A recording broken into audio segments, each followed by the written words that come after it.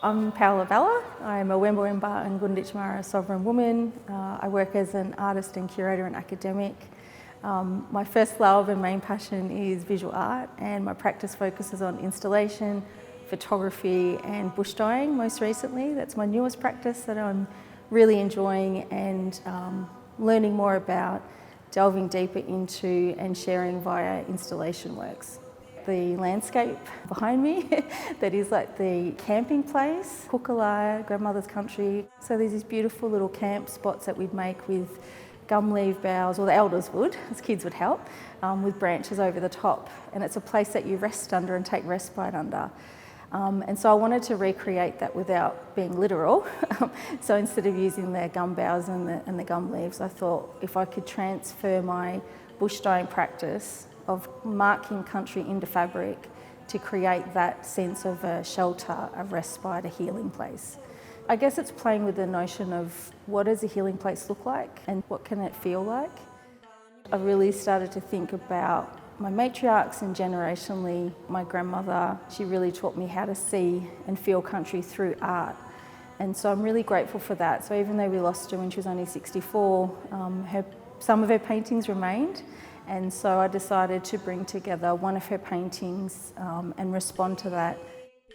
The little original painting, which is untitled. It's of country, and Mum and I can't figure out if it was country that Nan lived on when she was little, if it was where she perhaps worked as a young station hand. She did a lot of very tough manual labour as a young Aboriginal woman. She was a drover's cook, a station cook. She was a domestic for white people in Echuca at one point. But she really saw country. I would really love for audience and visitors to feel that they can walk right inside of the Kuka Lar, to sit down in there if they like, to feel the silks and fabrics. It's not a no-touch kind of an installation. I want them to feel it.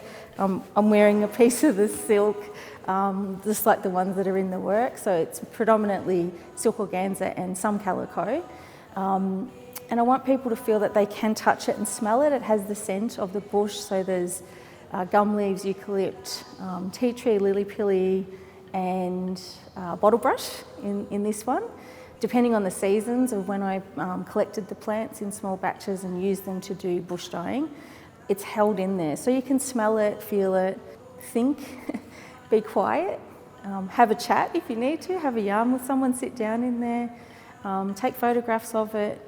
Just be with it, and also stand back and sort of take in the whole landscape that my grandmother created. My daughter Rosie Kuka Lar assisted me with the installation of this, which was a really amazing 3 days we spent together here, and took more time than usual.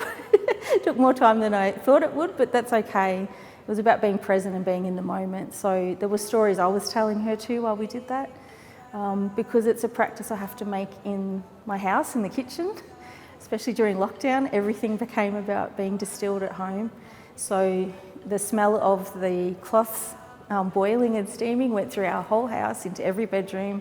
So that sense of intergenerational knowledge is there. It also reminded me of the bush and home, living in the city away from our country. All of that sort of sits there together, and it holds not just knowledge and stories and survival and joy and good memories, it also does hold the memories of survival through violence and racism and dispossession. So some of the stains might appear, or the mark making that the plants make might appear sad to some people, and I think other Aboriginal visitors might recognise the grief that's there, but also the resilience, the continuation of culture and how we make places to keep healing over and over again.